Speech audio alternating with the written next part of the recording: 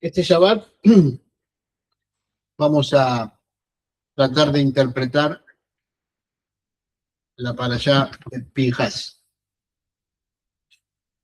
Esta parashá tiene relación con el episodio de Balak y de Bilam, que quisieron destruir a Israel. No pudieron, porque cada maldición que enviaba Bilam era cambiada por bendición para Israel. Entonces, al terminar ese diálogo, Bilam le da un consejo a Balak, y es el talón de Aquiles para destruir al pueblo de Israel. ¿Qué hicieron las mujeres madianitas? Tener relaciones sexuales paganas, fiestas paganas, con hombres de Israel. Y entonces se empezó a producir una muerte, sucesos, hasta que todo se detiene cuando Pinhas, con una lanza, atraviesa a Cosbi y a Simri. Simri era de la tribu de Shimón y Cosbi era una princesa madianita. Estaban teniendo un vínculo sexual pagano frente al Mishkan. Entonces, Pinhas, el texto dice, Pecano et kinati, celó mi celo. Dios le dice a Moshe, él celó mi celo. Y ahí se detuvo la matanza, la que hubo y la que iba a venir. Por eso es interpretado que el acto de Pinhas fue aceptado por Dios. Podríamos empezar a debatir si no hubiera sido mejor que les hablara, que se interpusiera entre ellos, cualquiera de esas opciones. La solución de Pinhas fue muy directa. Con una lanza los atravesó a los dos y se interpreta que al haber matado a los dos, evitó que hubieran muchas otras muertes. Entonces, de esa manera, es aceptado el acto de Pinhas. Les recuerdo que la Torá está escrita muy telegráficamente, no da todas las explicaciones. Cuenta el hecho, eso es muy hebraico. Cuenta el hecho sin dar más desarrollo. Después aparecieron los paganos a través de la interpretación greco-romana e inventan un montón de historias y de cosas que no tienen que ver con la realidad de la escritura y menos aún con Yeshua. Todo lo que voy a desarrollar hoy, voy a hacer muy puntual, un solo tema, lo más profundo que pueda. Lo pueden indagar en la obra de ay, se me fue el nombre. Ya me voy a acordar el nombre, ya me va a venir, se me fue el nombre. Un judío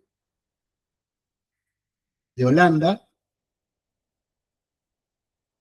1500, 1600, en ese periodo, que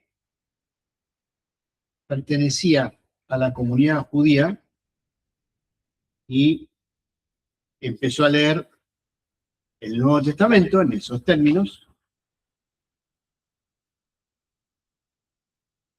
Lo echaron de la comunidad judía, como pasa siempre, pero tampoco podía estar con la iglesia cristiana. ¿Por qué? Porque al leer el Nuevo Testamento empezó a encontrar un montón de realidades que la iglesia cristiana no aceptaba y que la cambiaba por completo. Entonces, no podía estar ni con unos ni con otros. ¿Qué hizo este señor? Era muy inteligente. pero muy inteligente. Empezó a desarrollar los aspectos de la religión del Occidente, la religión cristiana, desde el punto de vista netamente judío. Su punto de partida es que no había un Cristo, sino un Yeshua, que era un rabino, que era judío y que le enseñó al pueblo judío. Por lo tanto, para interpretarlo, hay que conocer exactamente la creencia del pueblo judío. Bueno, literalmente destrozó los primeros 4 evangelios en el sentido gramatical. Y obviamente encontró diferencias entre los 4 evangelios. Los mismos hechos contados de distinta manera, con agregados y con partes que no estaban. Entonces, y además de eso, explicó que Pablo de Tarso cambió la enseñanza de Yeshua para hacerla más accesible a los gentiles que se acercaban por primera vez a la creencia de un Dios del pueblo de Israel. Bueno,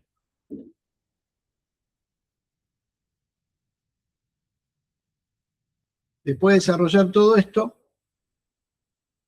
llega a la conclusión que los 4 evangelios no fueron escritos por los discípulos de Yeshua, sino que fueron escritos por distintos grupos que le ponían el nombre a los supuestos autores como personas. En la antigüedad, cuando un grupo seguía a un maestro, hacía una obra y le ponía el nombre del maestro para dignificar a ese maestro. Bien.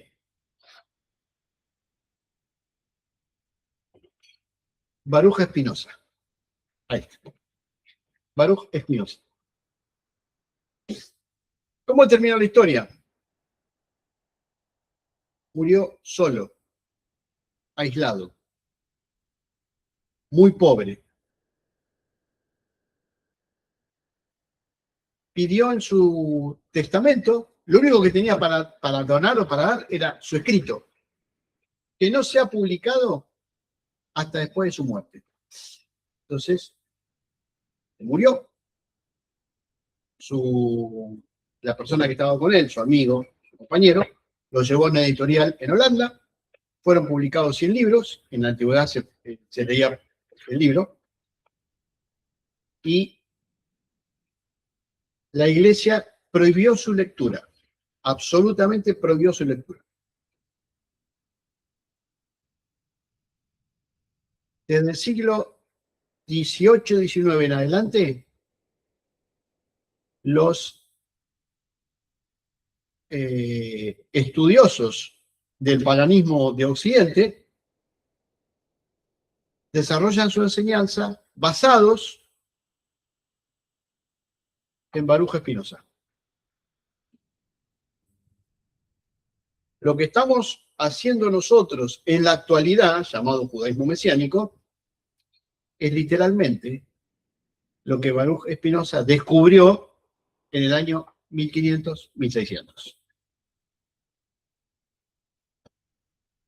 ¿Qué significa esto? Que el desarrollo de las almas se anticipan a sus tiempos en este mundo, y cuando descubren las realidades, obviamente tratan de ser cegados por los que los rodean. ¿Por qué? Porque rompen el sistema. Y al romper el sistema se cae.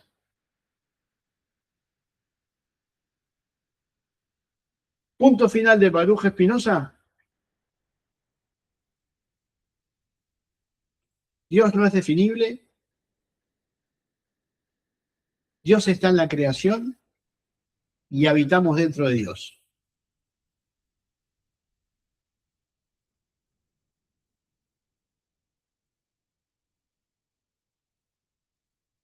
Esa alma va a ser muy reconocida cuando el pueblo judío reconozca que Yeshua es el Mesías y ahí se busquen los antecesores de ese planteo. Bueno, por eso lo que les voy a desarrollar ahora se puede entender conociendo la obra de Baruch Spinoza. Es una obra filosófica, netamente judía, y una comprensión absoluta de qué es el Mesías y de quién fue Yeshua y por qué dijo todo lo que dijo. Para bajarlo a nuestra realidad cotidiana, no se pueden leer los 4 evangelios como un libro de texto. Hay que entender el sustrato que está detrás. Mateo no fue escrito para los judíos, para que los judíos crean en Cristo. Mateo fue escrito para que los paganos conozcan sobre el Dios de Israel y sobre la Torá.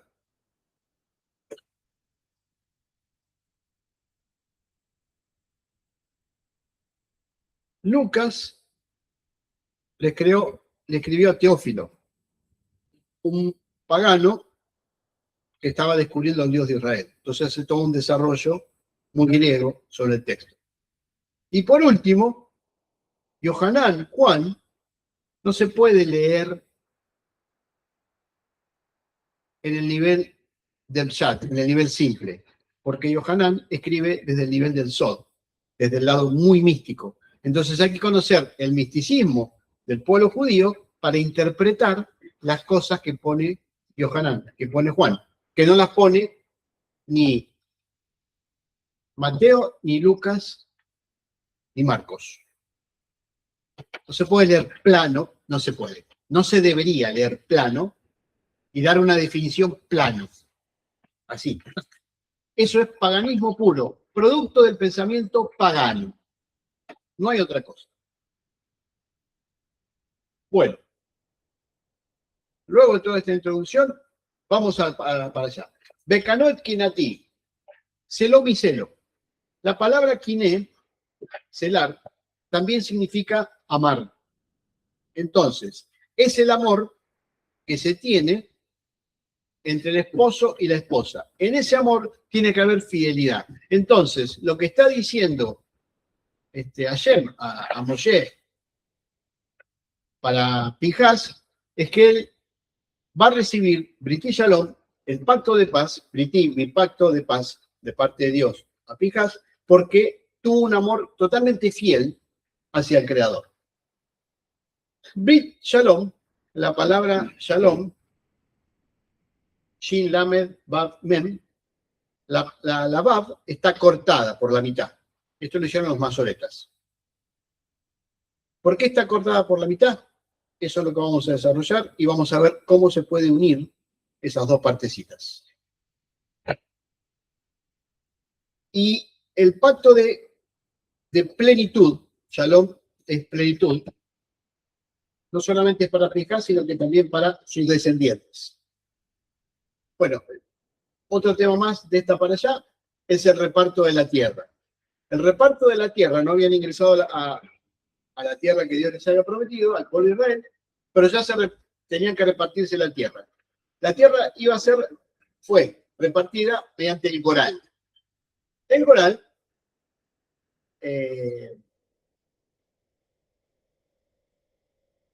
es el juego del destino. Se repartió por tribus primero y después por familias. Tribus, zona, familias. ¿Por qué le tocó a una tribu una parte y a otra tribu la otra parte? Ese es el Corán, ese es el destino. Eso lo vamos a desarrollar hoy en Abdalá. Esa costumbre de, a ver, Dios, ¿me vas a dar un trabajo mejor? Abrir la Biblia en cualquier versículo y decir, sí, el versículo dice que Independiente va a ganar. Nunca pasa eso. Así que no vas a tener un mejor trabajo. Esa costumbre, créanme, está avalada por los rabinos, en ciertas condiciones. Eso lo vamos a ver hoy en la tarde. Bueno, sigamos con esto. Moisés sube al monte Abarim y Dios le dice, no vas a entrar a la tierra prometida, mira la tierra, hasta acá llegaste. Tu trabajo ha terminado. Y entonces Moisés le pide a Dios que nombre a alguien que pueda guiar al pueblo de Israel, que pueda salir y volver con ellos, sacar y traer, para que no sean cual ovejas sin pastor. Este fue Josué.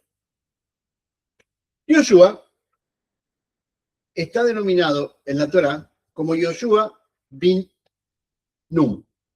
Nun, en arameo, significa pez.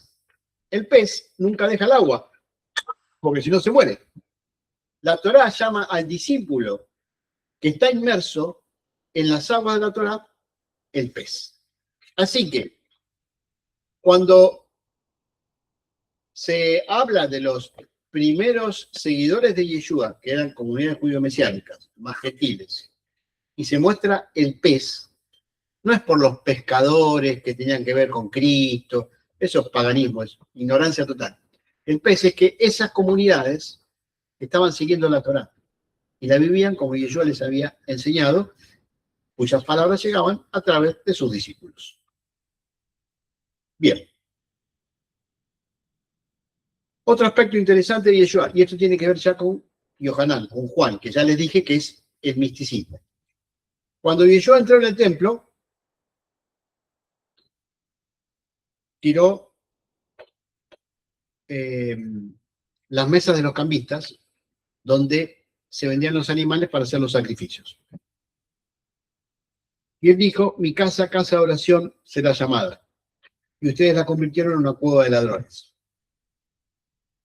Primero, está permitido por la Torá vender parte de la producción y comprar en Jerusalén el animal que vas a sacrificar. Está permitido. Entonces, ese no es el problema.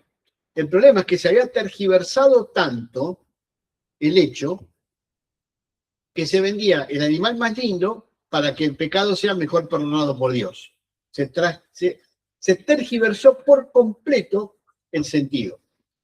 De ahí que Juan dice que sus discípulos recordaron el celo de tu casa me consume, la historia de Pinjas. Es decir, el celo que Yeshua tuvo por Dios de ver cómo se tergiversa hoy en día el acercamiento a Dios mediante el cúmulo de dinero o de objetos que se ofrecen. Bien. Por último, vamos al Evangelio de Mateo. Y yo estaba predicando, Mateo capítulo 9, si lo quieren leer ustedes después. Y yo estaba enseñando sobre el reino de los cielos en las aldeas y en las sinagogas, dice el texto puntualmente. Obviamente, las aldeas son las localidades muy pequeñas, todas las localidades pequeñas tenían su sinagoga. ¿Cuándo están abiertas las sinagogas? Martes, jueves y sábado. Y entonces, obviamente, una multitud lo seguía. La multitud, ¿quiénes eran? Eran los judíos. Los griegos no existían ahí. Y los romanos cobraban impuestos y no se utilizaban la religión del lugar. Entonces los judíos lo seguían. Y él, al ver la multitud, dijo las mismas palabras que dijo Moshe que Dios envíe, le dijo a sus discípulos que hagan tefilá para que Dios envíe a quien pueda liderar a las multitudes para que no estén como ovejas sin pastor. En ambos casos, Moshe no pidió por él. Mirá, Dios, perdoname, yo te serví siempre, entonces ahora quiero entrar a la tierra prometida. No, aceptó la situación, hasta acá llegué, esto es lo que hago. Con Yeshua es exactamente lo mismo, no pidió por él. Pidió para que Dios envíe más almas que ayuden a las multitudes a ser llevadas a la vida interior, que es el reino de los cielos. Bueno, Brit Shalom, vamos al punto. Brit Shalom, mi pacto de paz. La palabra Shalom no es paz, es una traducción de un idioma a otro idioma, es plenitud o lo completo. Si hay fidelidad con la divinidad, entonces el alma puede acceder a ese pacto. El término pacto implica dos que conforman obligaciones y derechos: Dios y las almas. Para que haya plenitud, Shalom, para que haya plenitud,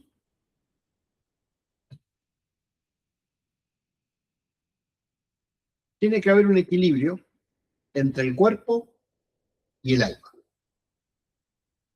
El alma y el cuerpo no son antagonistas. El alma habita el cuerpo y lo necesita sano, vigoroso, para poder llevar al alma. Los rasgos, ¿cuáles son los rasgos de una persona que alcanza la plenitud? ¿Cómo distinguimos? Ni por la religión, ni por la creencia, ni por lo que estudió, ni por lo que compró, ni por lo que vendió, ni por la plata que tiene. La vida interior no tiene esos rasgos. Una persona que ha alcanzado la plenitud, un alma que se ha desarrollado y alcanzó la plenitud, muestra signos corporales muy evidentes. Primer signo, la respiración. La respiración, el alma sabia, es lenta y suave. Está escrito, cuando Dios creó, como lo narra el libro de Bereshit, Nishmat Haim, que Dios puso aliento de vida por las narices al hombre que formó de la tierra. Piensen ustedes, cuando el bebé nace, lo primero que hace es respirar. Si no respira, muere. Y lo último que hacemos en este mundo es respirar. Hay una unidad entre la respiración, el cuerpo y el alma. La persona equilibrada, plena, mantiene una respiración muy relajada. No por presión, tengo que hacer esto, sino porque el cuerpo pide relajarse y la mente pide relajarse.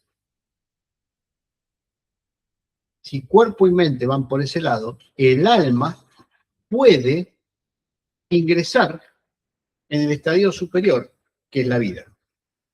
Recuerden que Dios, cuando nos crea,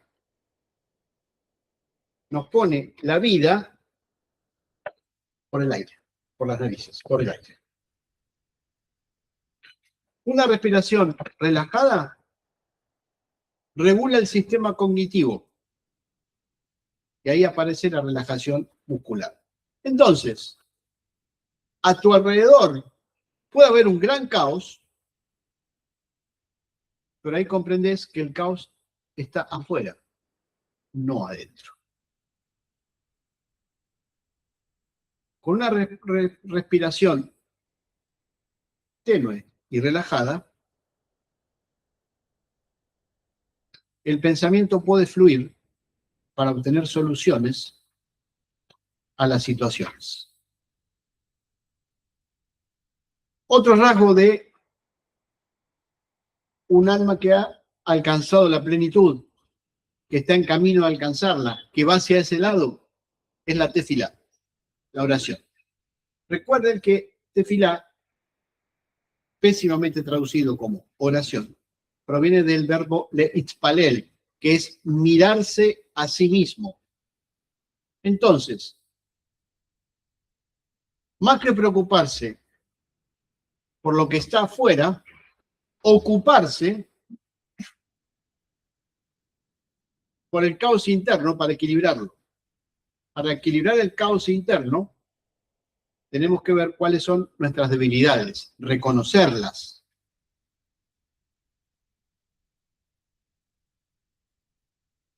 ¿Cuál es la mejor tefilá? La oración, leer los salmos, leer la Biblia, la que ustedes quieran. ¿Cuánto tiempo? El que ustedes quieran. Una tefilá bien hecha, profunda, que sirva al alma para desarrollarse, ingresa con palabrerío. Ay, Dios, dame esto, dame el otro, quiero aquello. Ay, ¿viste lo que me pasó? Dale, dale, dale, dale. Hasta que ya no tenés más que pedir, pues ya pediste todo.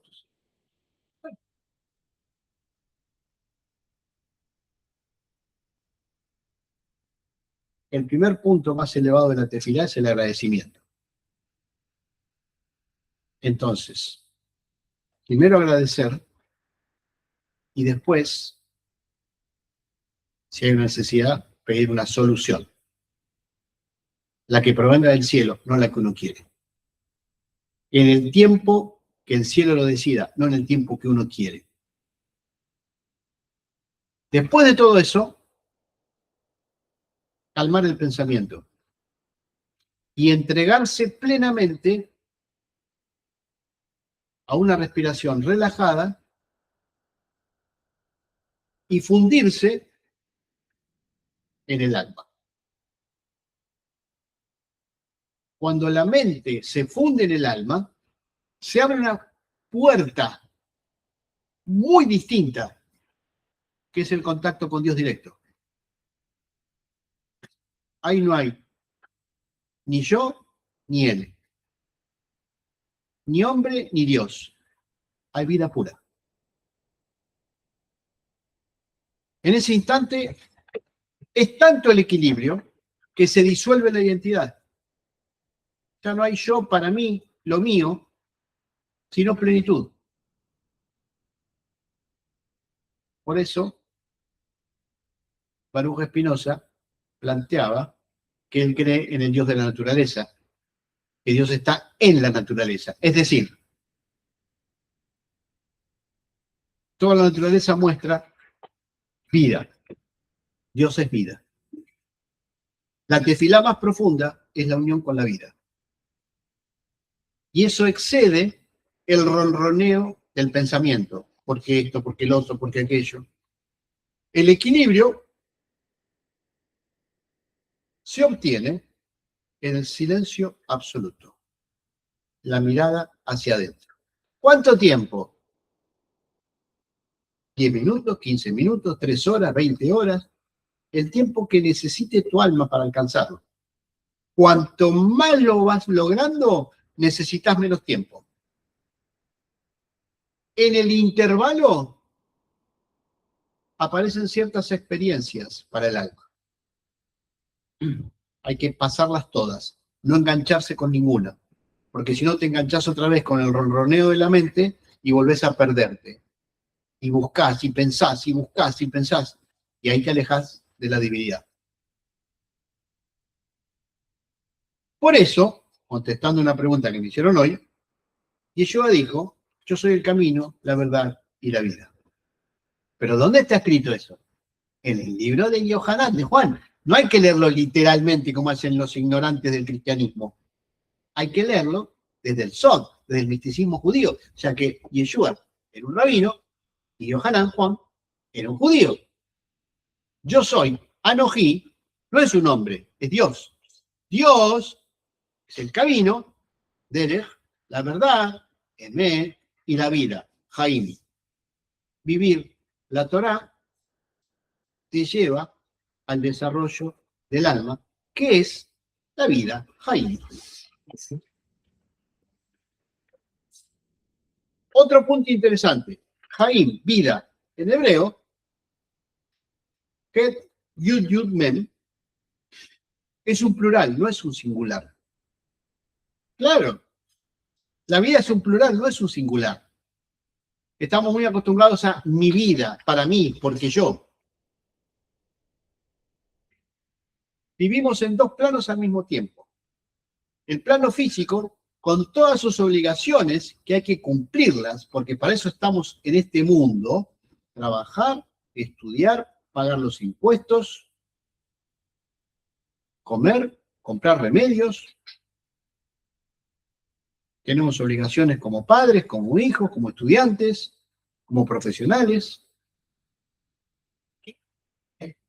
Y la otra vida, la vida del alma. El alma que se ha equilibrado puede unir todo viviendo cada experiencia diaria como un servicio directo a la divinidad. Entonces se unen todas las dimensiones. Hoy, aquí y ahora. Desaparece el tiempo. Cuando la conciencia toma esa llave, comprende que lo que pasa es el cuerpo, no el alma. El alma no tiene tiempo. El alma es eterna, porque el creador que la formó es eterno. Eterno es sin tiempo. Bueno, el alma centrada en el corazón ve crecer lo que llamamos vida interior. Y el resto de las cosas, Shabbat, festividades, reunirse para escuchar la Torá, son signos sociales que son necesarios porque no somos seres que habitamos solos en la existencia. Entonces compartimos con otras almas lo que nos ayuda a elevarnos. No son ni el final de la historia ni el principio de la historia. Son términos medios. Como vivimos en esta dimensión, el alma equilibrada busca el equilibrio, los puntos medios. Ahí se encuentran las festividades, reunirse en Shabbat, no trabajar en Shabbat, etcétera, etcétera, etcétera. Cuando el alma ingresa en el Shalom, en el equilibrio absoluto, es cuando puede unirse con la fuente divina. Para el alma, ¿qué es la fuente divina?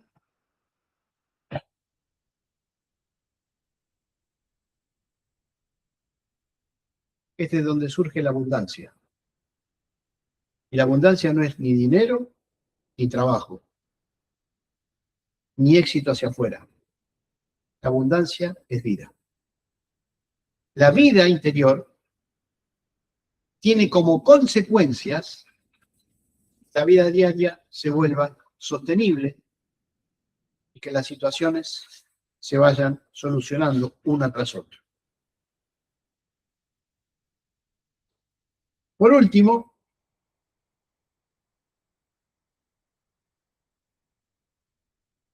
y esto es demasiado básico, demasiado simple, hay que dejarse sorprender por las experiencias diarias que vivimos, porque todo proviene del cielo, todo tiene un sentido y todo tiene un para qué.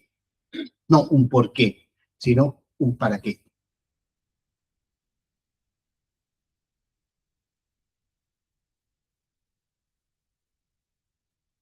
En vez de pensar qué es lo que hace el otro que lo hizo mal y por qué esto y por qué lo otro,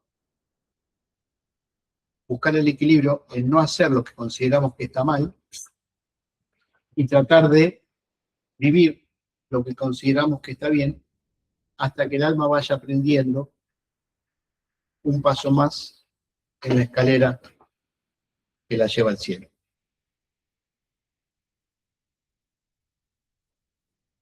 Por último, cerrando el tema, al fin y al cabo, fijas, estuvo bien o estuvo mal, porque mató a 2 personas.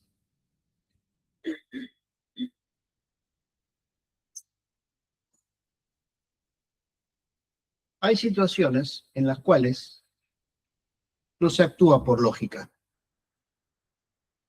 se actúa por energía.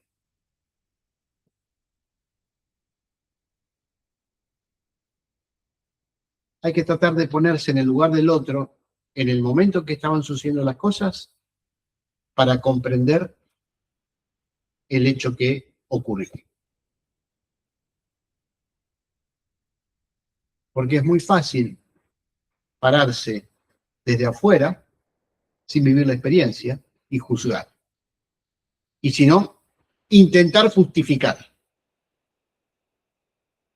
Cada alma tiene su experiencia en este mundo y tiene que vivir lo que el cielo le manda. Y siempre lo que el cielo nos manda es para que aprendamos un poco más cómo sostener el equilibrio y el desarrollo de la vida interior. Shabbat Shalom.